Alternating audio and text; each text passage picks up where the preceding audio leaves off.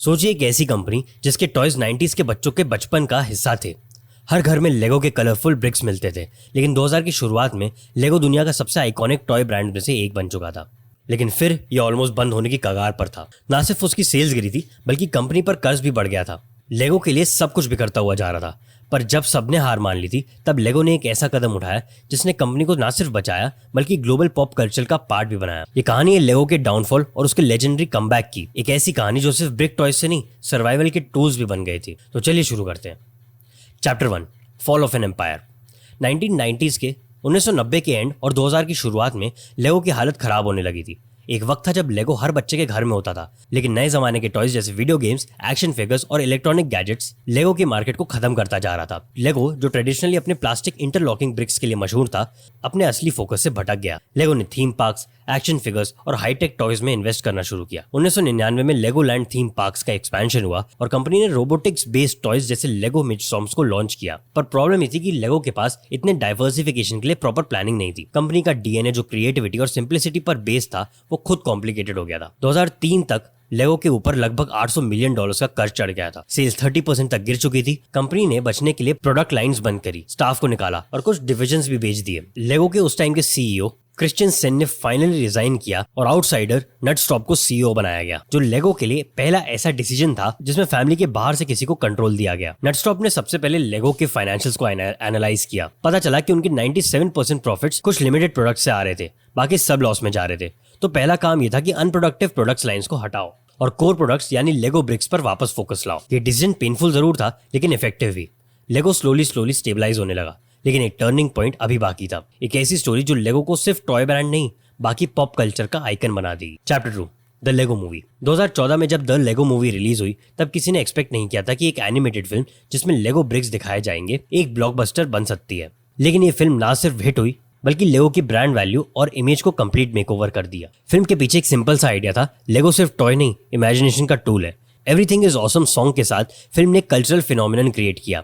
Director fill Lord और Christopher Miller ने ये मूवी को सिर्फ बच्चों के लिए नहीं, बल्कि अडल्ट्स के लिए भी एंटरटेनिंग बनाया। लेगो ये एक स्मार्ट मूव था।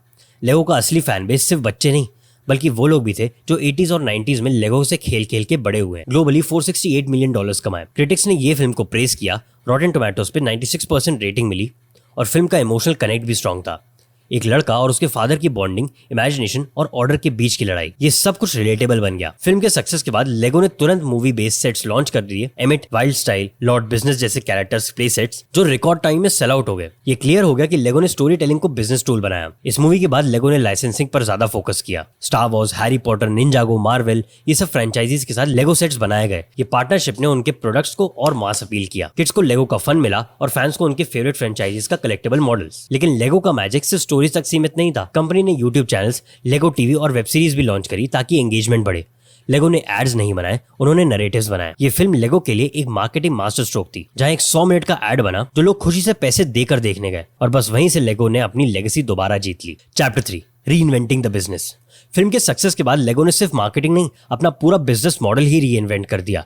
कंपनी ने समझा कि आज के डिजिटल जमाने में टॉय से फिजिकल नहीं, इमोशनल और डिजिटल भी होना चाहिए। लेगो ने क्राउड सोर्स क्रिएटिविटी पर फोकस किया। लेगो आइडियाज प्लेटफॉर्म लॉन्च हुए, जहां पर फैंस अपने कस्टम डिजाइन सबमिट करते हैं। अगर किसी आइडियाज को 10,000 से ज्यादा वोट्स मिल जाए तो लेगो उसे रियल प्रोडक्ट बना देता है। ये मूव कम्युनिटी एंगेजमेंट के लिए ब्रिलियंट था। एजुकेशन साइड पर भी लेगो ने इन्वेस्ट किया। लेगो एजुकेशन नाम से एक वर्टिकल बनाया जो स्कूल्स और स्टेम प्रोग्राम्स में रोबोटिक्स और कोडिंग सिखाता है। लेगो ब्रिक्स के थ्रू इसने उन्हें एक लर्निंग टूल के रूप में हेल्प करने में एस्टैब्लिश किया। लेगो ने डिजिटल गेमिंग्स में भी एंट्री ली। लेगो स्टार वॉर्स और लेगो बैटमैन जैसे गेम्स पॉपुलर हुए। 2021 में उन्होंने एपिक गेम्स के साथ मिलकर मेटावर्स स्टाइल्स वर्चुअल प्लेग्राउंड्स बनाने का प्लान अनाउंस किया। ये क्लियर सिग्नल था कि लेगो सिर्फ एक टॉय ब्रांड नहीं, डिजिटल एक्सपीरियंस ब्रांड बनता जा रहा है। फाइनेंशियल्स की बात करें तो लेगो ने 2015 के बाद हर साल प्रॉफिट में ग्रोथ दिखाई। 2022 में लेगो का रेवेन्यू $9.1 बिलियन था, जो उनकी हिस्ट्री का हाईएस्ट था। और सबसे खास बात, कंपनी अब भी प्राइवेटली हेल्ड है और अपने कोर वैल्यूज लर्निंग, क्रिएटिविटी और प्ले पर फोकस करती है। लेगो ने यह भी रियलाइज किया कि सस्टेनेबिलिटी फ्यूचर है।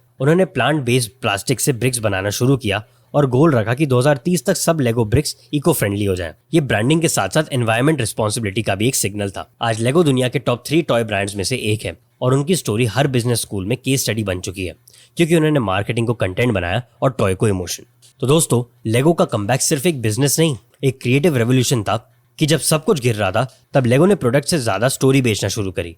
उन्होंने समझा कि टॉय सिर्फ प्लास्टिक का टुकड़ा नहीं, वो एक इमेजिनेशन की इंजन है।